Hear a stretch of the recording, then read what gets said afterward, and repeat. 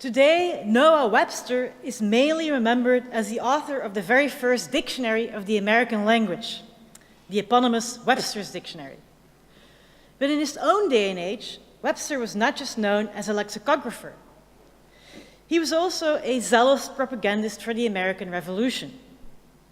Born in 1758, Noah was one of 5 children. His father, Noah Sr., was a small farmer.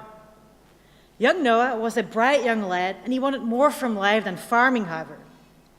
He managed to convince his father to pay for college, and Webster went to Yale in the 1770s. This turned out to be a terrible investment, by the way. The elder Webster mortgaged his land to send his son to college, but young Noah never earned enough to repay his father, and in 1790, the elder Webster was forced to sell his farm. College debt, in other words, is not a new problem in the United States. At college, Webster was swept up in the excitement of the American Revolution.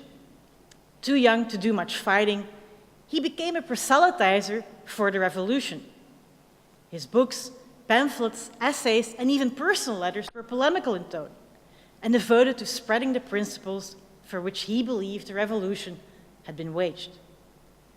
Webster's talent as a polemicist was recognized by revolutionary leaders such as George Washington and Benjamin Franklin, with whom young Noah was soon on a first-name basis.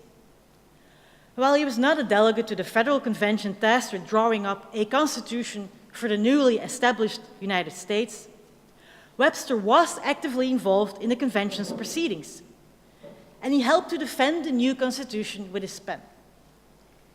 So what did Webster have to say about the principles of the American Revolution? How did he define what the revolutionaries were fighting for? It will probably not surprise you to hear that to Webster, the main goal of the revolution, what the revolutionaries had been fighting for all along, was freedom. In one of his early pamphlets, The Sketches of American Policy, Webster used the words liberty and freedom and free 53 times in a text of a mere 47 pages. But what did that mean? If the American Revolution had been waged for freedom, what did that entail? Webster gave 2 different answers to that question. His first point was that a free society would necessarily be a democratic society. A society could be described as free only when all its members were able to participate in the making of the laws that they had to obey. If this was not the case, if legislative power was monopolized by a single person, as in an absolute monarchy, for instance, or by a select few, as in an aristocratic regime, all other citizens became unfree. As Webster put it, whenever a man or a body of men establish to themselves a share in government independent of the people, when they are no longer responsible for their conduct, a state may bid adieu to its freedom. From this perspective, Webster made clear the much vaunted freedom of the British Constitution simply did not exist. In England, the maldistribution of seats in proportion to the population meant that elections to the House of Commons, the supposed representative of the people, were in fact decided by a few thousand individuals. Even more problematic was the power of the House of Lords, which was hereditary and therefore wholly unaccountable. In Webster's view, therefore, the Americans would do well to reject the English example while framing their new constitutions. Freedom could only exist, he wrote, under a representative democracy. This was the most perfect system of government that is practicable on earth. But that was not Webster's only point. A free society was not just a democratic society. It was also an egalitarian society, in which property was dispersed more or less equally among the population. Webster's examination of history had convinced him that political power typically followed the distribution of property. As he put it, in what then does real power consist? The answer is short and plain. in property. The history of Rome, Webster explained, offered a clear example of this principle. Originally, the Roman Republic had been an aristocratic, elitist regime.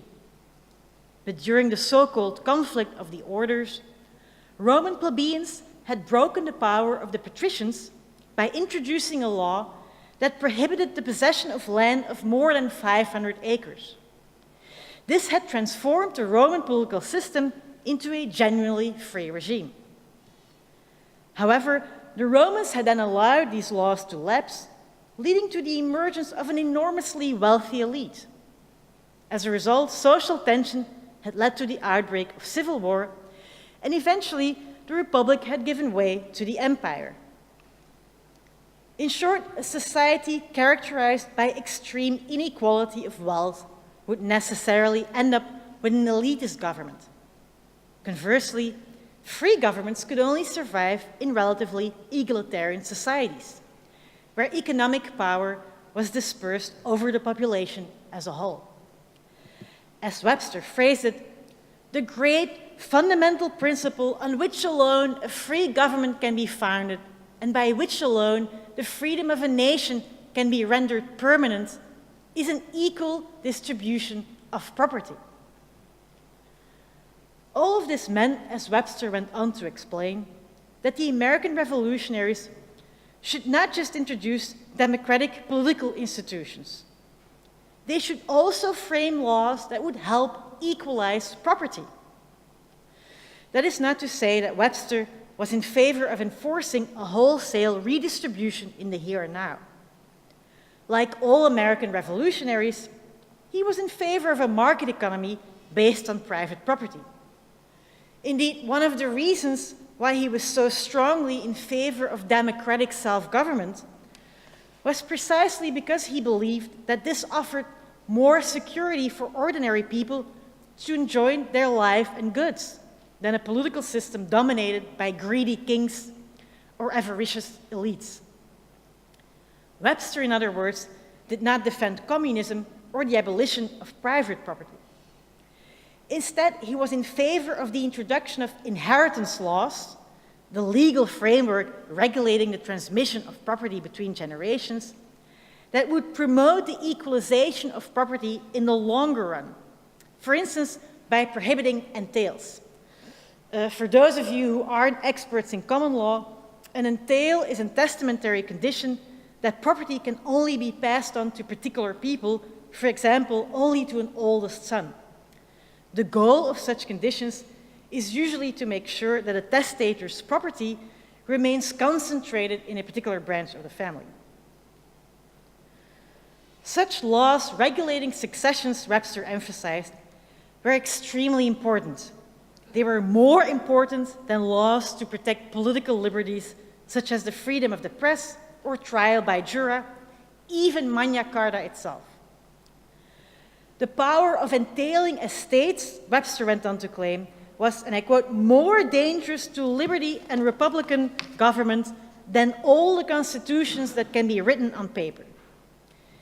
He concluded, let the people have property and they will have power, a power that will forever be exerted to prevent a restriction of the press, an abolition of trial by jury, or the abridgment of any other privilege. What should we think of Webster's ideas? What light do his writings throw on the ideals of the Atlantic revolutionaries? Webster's first point, that only a democratic society can be a free society, probably sounds familiar. After all, if we remember the Atlantic revolutions today, it is precisely because they were waged for democracy. The revolutionaries of the late 18th century, so we tell our students, were the founders of our modern democracies. They overthrew the monarchies and oligarchies of the old regime and created new, freer political regimes. Of course, they were extremely imperfect democrats. They excluded women, blacks, and even large numbers of white men, such as servants, from political participation. But the ideals of the Atlantic revolutionaries were more inclusive than their practice. After all, they talked about the necessity of democracy and not about democracy or androcracy. That is why their example could plausibly be invoked by later emancipatory movements such as the suffragettes and the civil rights movement. And that is also why we continue to remember them today. Webster's second claim, however, his idea that a free society is not just a democratic society, but also an egalitarian society, might sound less familiar. Historians, of course, recognize that equality was an important ideal for the Atlantic revolutionaries. But this is usually defined as equality of opportunity or equal political rights. But that was not the kind of equality Webster was talking about. Instead, as we have seen, Webster made it very clear that by equality, he meant material equality, the equality of property. And he also made it very clear that it was the state's job to create such an egalitarian society by adopting laws that would foster a more or less equal division of property. It's the second claim, the idea that a free society is necessarily an egalitarian society, that I want to talk about today. My lecture is divided into 3 parts. First, I will show that Webster's vision that a free society is not just a democratic society, but also an egalitarian society, was shared by many other revolutionaries, and that on both sides of the Atlantic, American and French revolutionaries tried to put this vision into practice by changing their nation's inheritance laws. Second, I will reflect on why this particular aspect of the ideology of the Atlantic revolutionaries has been largely ignored in the existing literature. Third, I will talk about why this story, the story of the Atlantic revolutionaries' egalitarianism, is important for us today. Okay, so let me begin with my first point, that Webster's embrace of egalitarianism was by no means exceptional, but that it was shared by many other revolutionaries. And indeed, that putting this egalitarian program into practice was a key goal of both the American and French revolutionaries. That becomes clear first and foremost when we turn to the American context. Here, the revolutionary period was a time of intense political and constitutional experimentation. After the American colonists declared their independence from Britain, all of the colonies, now independent states, started to revise their constitutions in a more democratic manner. Pennsylvanians, for instance, overthrew their hierarchical colonial government and instead adopted a new constitution which gave voting rights to all adult males who pay taxes, which amount to about 90% of adult males. But the American revolutionaries did not stop there. Like Webster recommended, they also started revising their inheritance laws to foster a more egalitarian distribution of property. During the colonial period, real property went by law to the eldest son, a practice called primogeniture, at least in cases where there was no will. Or the eldest son received a double portion of the inheritance. Laws of entail existed in many colonies as well. In Virginia, for instance, even slaves could be entailed, so as to make sure that a plantation would be transmitted in its entirety from generation to generation. But soon after the Declaration of Independence, America's founding fathers began to change their nation's inheritance laws. Thomas Jefferson, for instance, waged a successful campaign to change the inheritance laws in his home state, Virginia, more specifically by abolishing entails and primogeniture. Jefferson made it very clear that he considered such laws instrumental for the preservation of freedom in Virginia. He explained that the repeal of laws of entail was necessary, and I quote, to prevent the accumulation and perpetuation of wealth in select families. He went on to describe the abolition of entails and other inheritance laws that fostered the concentration of property, a foundation laid for a government truly Republican. Jefferson's example was followed by many other American revolutionaries. As a result, by 1800, inheritance laws repealing entails and promoting the equal division of estates had been adopted in almost every state of the Union. As you can see on this slide, comparing the situation in 1720, on the left side of the slide, versus the situation circa 1790.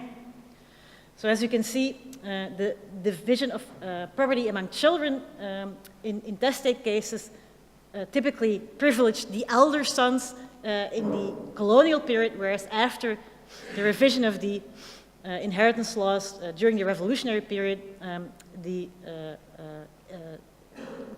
changes all went in the direction of equalizing inheritances between all heirs. There were some exceptions. In Connecticut, the eldest son continued to receive a double share of intestate estates, and in New Jersey and North Carolina, the law promoted the equal division of estates among male children only. But all other American states adopted inheritance laws encouraging the equal division of property among both male and female heirs. Like Jefferson, the proposers of these bills made their political goal quite explicit. North Carolina's legislators, for instance, announced that to promote equality of property was the spirit and principle of a genuine republic, and that therefore the real estates of persons dying intestate should undergo a more general and equal distribution than has hitherto prevailed in this state. Delaware's 1794 bill abolishing the practice of assigning a double portion of inheritance to the eldest son justified itself in its preamble by observing that it is the duty and policy of every Republican government to preserve equality among its citizens by maintaining the balance of property as far as it is consistent with the rights of individuals.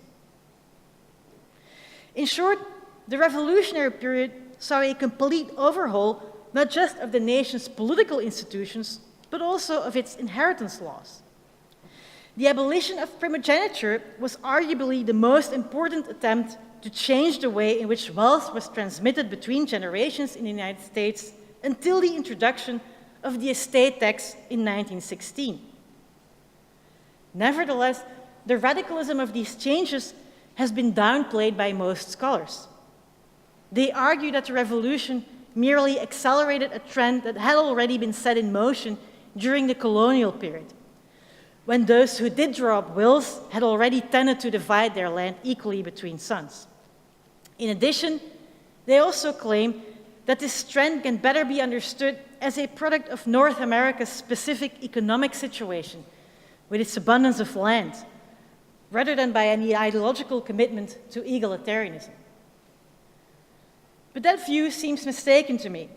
After all, the American revolutionaries were not the only ones to overhaul their inheritance laws.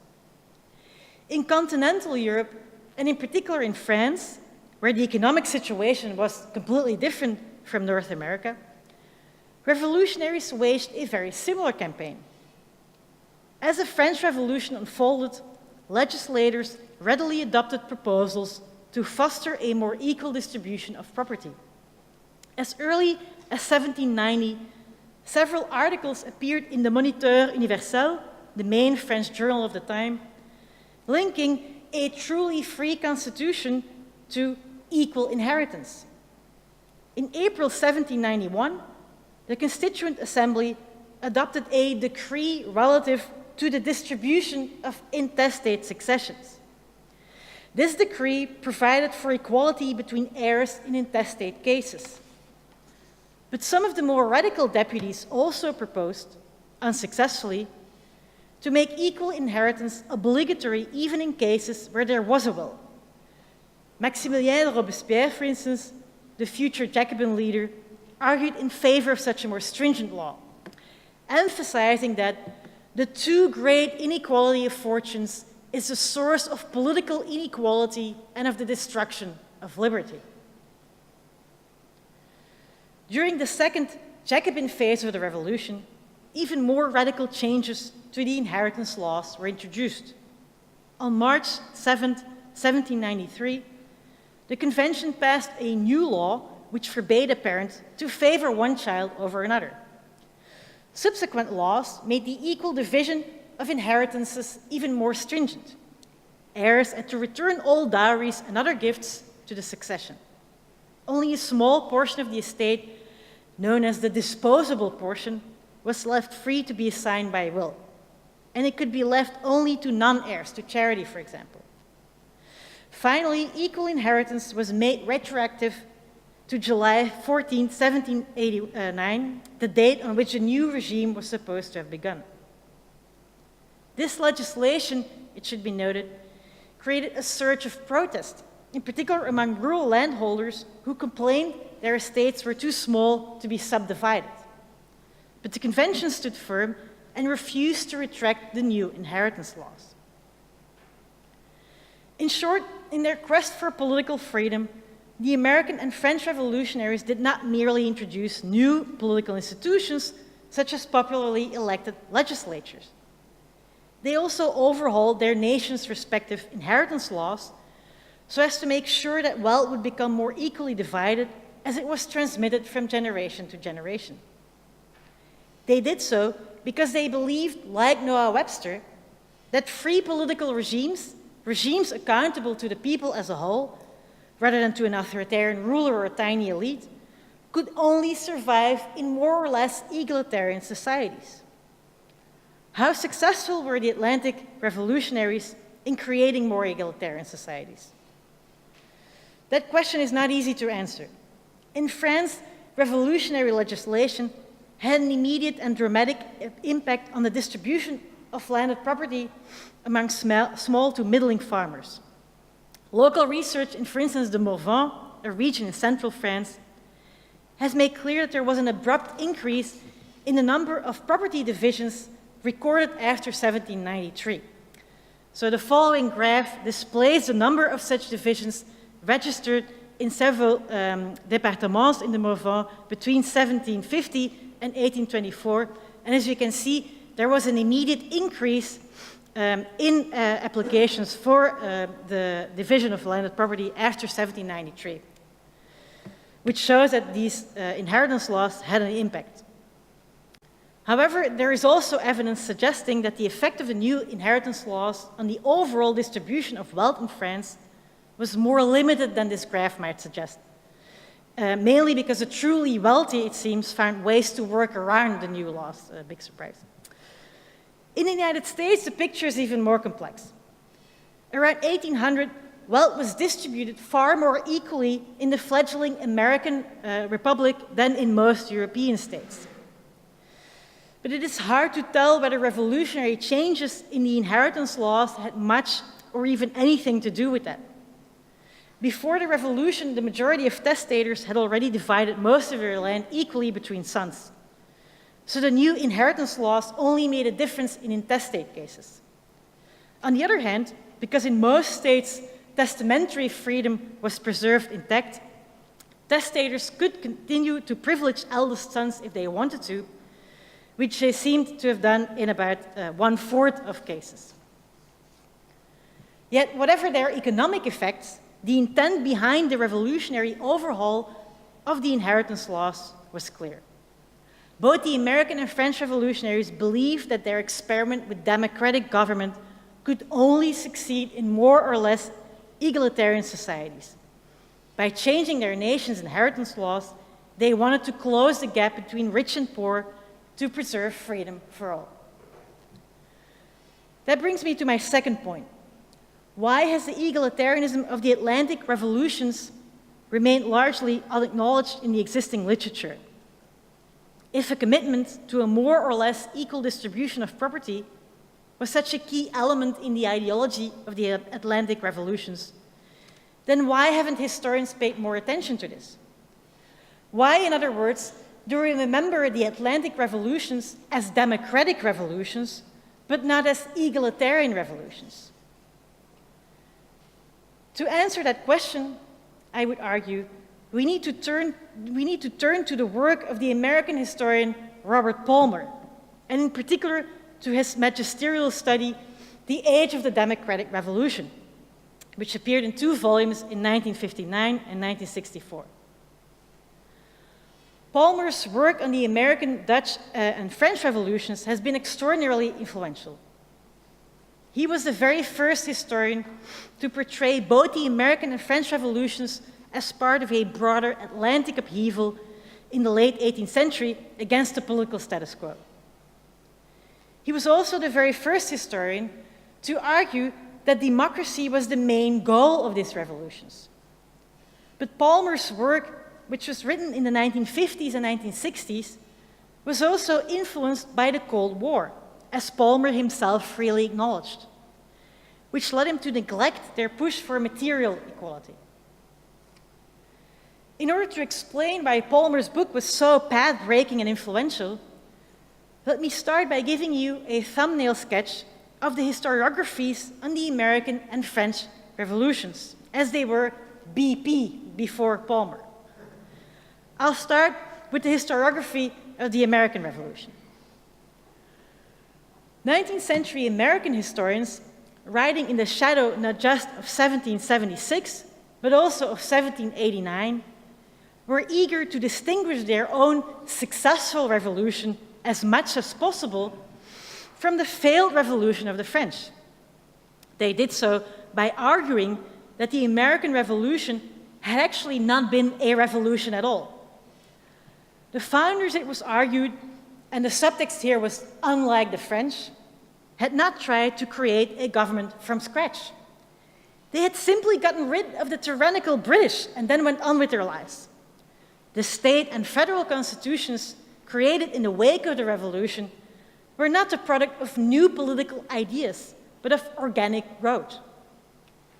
According to George Bancroft, for instance, the most popular and influential American historian of the 19th century, theory played no significant role at all in the creation of the Constitution, still less abstract ideas. The men who framed the Constitution were not influenced by contemporary political thinkers or those of earlier generations. As Bancroft wrote, and I quote, "They harbored no desire of revolution, no craving after untried experiments. They wrought from the elements which were at hand and shaped them to meet the new exigencies which had arisen. The least possible reference was made by them to abstract doctrines. They molded their design by a creative power of their own, but nothing was introduced that did not already exist or was not a natural development of a well-known principle," end quote. This ironic, conservative view of the American Revolution was amazingly long-lasting. In the wake of World War II, it was still being defended by the so-called consensus historians, notably Daniel Boorstin and Louis Hartz, who, despite their many differences, did agree that the American Revolution could not be seen as a historical rupture in any meaningful sense. Ours, wrote Boorstin, was one of the few conservative colonial rebellions of modern times. It was hardly a revolution at all. From this perspective, it made little sense to pay attention to the ideas of the American revolutionaries, as it was postulated that they really didn't have any ideas to begin with. Perhaps more surprisingly, historians of the French Revolution seemed equally disinterested in the ideological underpinnings of 1789, albeit for very different reasons. Unlike their American counterparts, French historians were not intent on downplaying the revolutionary character of their revolution. But under the influence of Marxism, they have come to think of 1789 as a social revolution rather than a political one. To Marxist historians like Georges Lefebvre, who held the prestigious chair of the history of the French Revolution at the Sorbonne, the significance of the French Revolution was not that it was a democratic revolution. Instead, 1789 had been a bourgeois revolution, displacing the old feudal aristocracy from power and thus ushering in the new and modern capitalist world. Now, from this perspective, the political ideas of the French revolutionaries were not that interesting in and of themselves. Instead, as Marx himself had thought, the revolutionary ideals of liberty and equality should primarily be seen as a smokescreen for bourgeois class interest. Of course, the actual practice of Marxist historians was usually much more interesting and subtle than this thumbnail sketch might suggest. To give you but one example, Albert Soboul, Georges Lefebvre's most brilliant student and a member of the French Communist Party, devoted a great deal of attention to the political ideas of the sans-culottes, the Parisian popular movement supporting the Jacobins.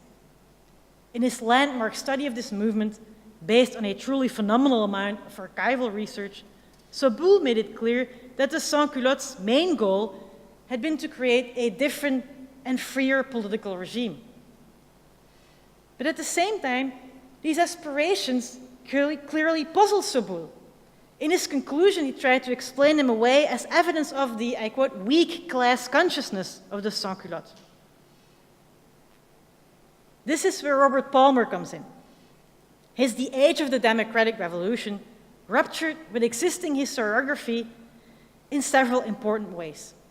First and foremost, unlike the American consensus historians, Palmer forcefully argued that the American Revolution was a proper revolution.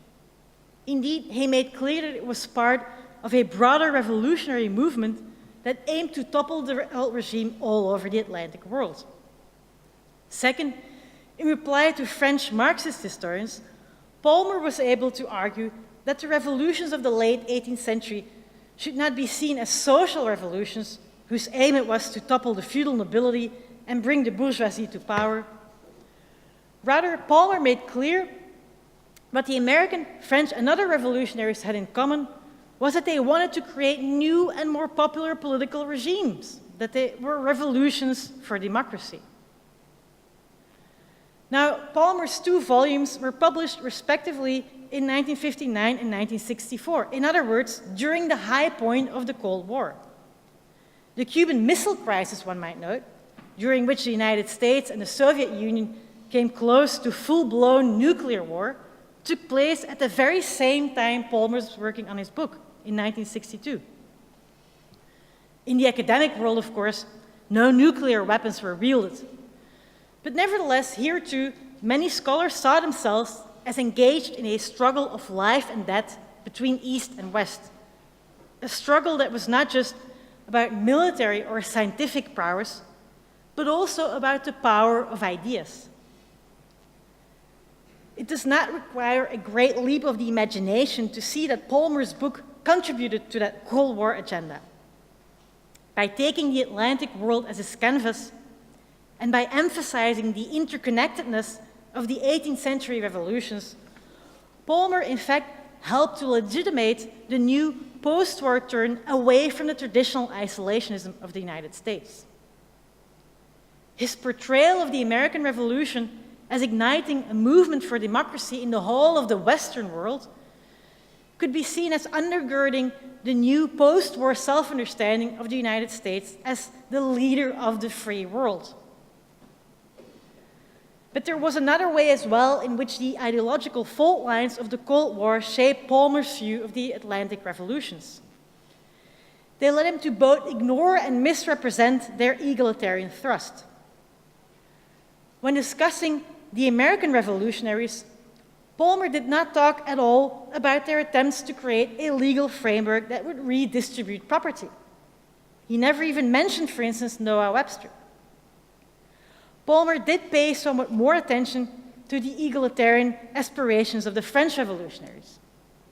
He noted, for instance, that the sans-culottes believed that a more equal division of wealth was desirable.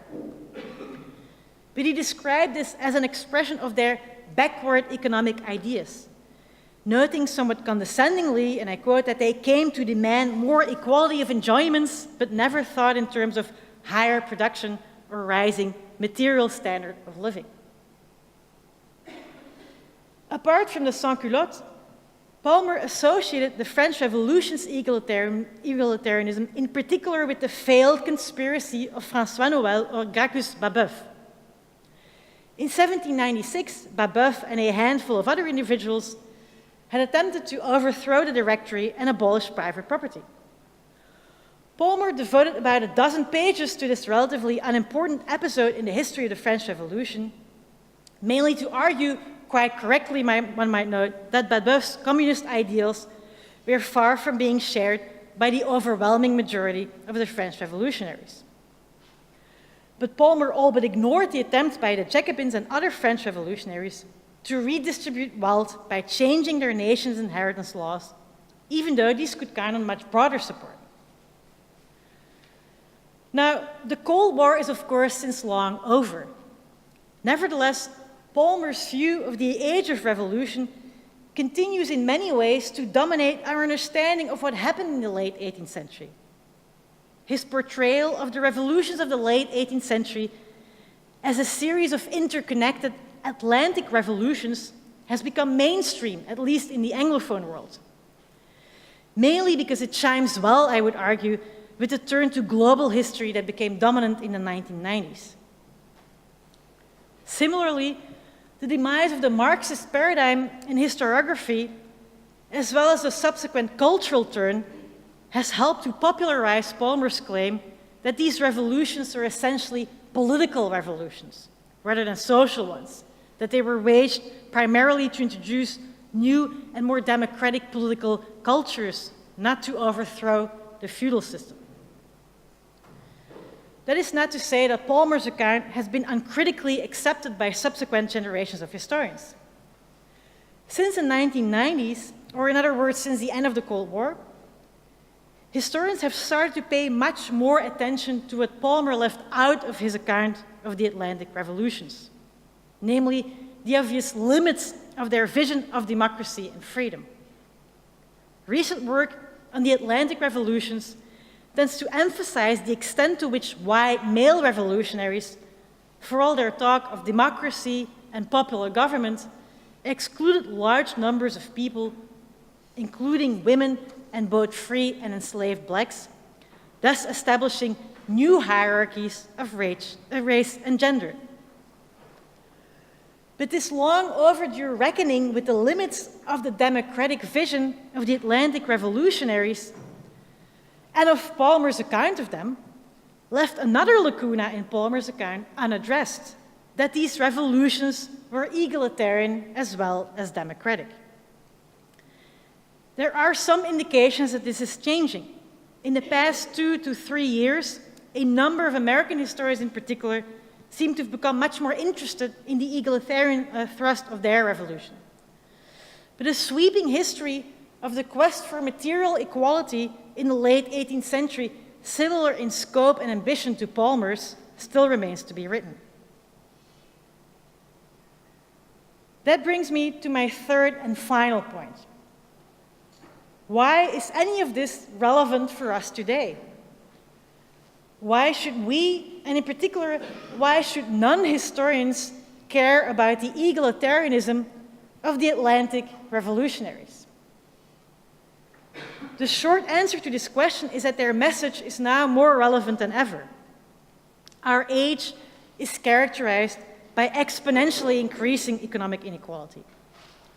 In the US, one of the richest countries on earth, 43 million people live below the poverty line. And according to some scholars, about 100 million people, nearly 1/3 of the population, live in near poverty. Meanwhile, the 3 richest men in the US, Jeff Bezos, Bill Gates, and Warren Buffett, own a combined fortune of about $250 billion. That is as much as the bottom 50% of Americans, or 160 million people. In France, the rise in inequality has been less spectacular. But even here, average wages have stagnated since the early 1980s, whereas the very top incomes have risen spectacularly. Some people claim that such inequality is simply the price we pay for liberty. To give you but one example, Julian Glover, a speechwriter for David Cameron, described liberty in one of his Guardian columns as equality's intractable opposite. If you want to make people more equal, Glover explains, you will have to make them less free to forge ahead of or fall behind their fellow citizens. There is no way around this conundrum. And we must, each of us, in the end, decide which we want. More equality and less liberty, or more liberty and less equality. But that is not what the founders of our modern democracies believed. Instead, as I have shown, they thought that freedom and equality go hand in hand, that free and democratic societies can only survive and thrive if they are also relatively equal societies. And it is becoming increasingly clear, one might add, that they were right. Recent research by political scientists shows that the extent to which our democracies are open to manipulation by the extremely wealthy. According to Martin Gylens and Benjamin Page, for instance, the United States is now an oligarchy, if not de jure, then de facto. In France, recent violent protests by the so-called yellow vests also suggest that the political system is not sufficiently responsive to the needs and interests of less wealthy members of society. Of course, there are also many reasons why a contemporary egalitarian might be critical of the Atlantic revolutionaries. We should never allow ourselves to forget that their actual practice fell far short of their ideals. Thus, while the Atlantic revolutionaries insisted that material equality was necessary for democratic self-government and therefore liberty, they condoned the existence of the most glaring kind of inequality imaginable, slavery, an economic system in which large numbers of people don't even own their own bodies. Noah Webster, for instance, was unwilling to defend the abolition of slavery, even though he did acknowledge that its existence was in contradiction with American freedom. Instead, he proposed to prohibit the slave trade, which he believed would put an end to slavery in the long run. There are other and more pragmatic reasons as well that might lead us to question whether the example of the Atlantic revolutionaries is useful for us today. The revolutionary focus on inheritance laws as a way to subdivide property might have made sense for agrarian economies in which land was the most important source of wealth and in which, consequently, the main way to accumulate capital was simply to inherit it. But today's economies are, of course, very different. Land is no longer our main source of wealth. Consequently, the proportion of inherited wealth as a percentage of total household wealth is much smaller today than it was around 1800. And women bear far fewer children than they did at the time of the Atlantic revolutions, when the average American woman bore 7 children. Perhaps even more importantly, in modern economies, private wealth is not our only problem. Corporations can also become so wealthy that they pose a threat to democracy. Yet, I would argue that despite these important differences, the example of the Atlantic revolutionaries does constitute a usable past for contemporary egalitarians. More specifically, by paying attention to the ideas of men like Noah Webster, we are reminded of the fact that concerns about growing inequality and the threat this poses to our democratic freedom is not some newfangled, harebrained, or socialist idea. Instead, the idea that democratic freedom and material equality go hand in hand was baked into the heart of the democratic tradition we've inherited from the late 18th century.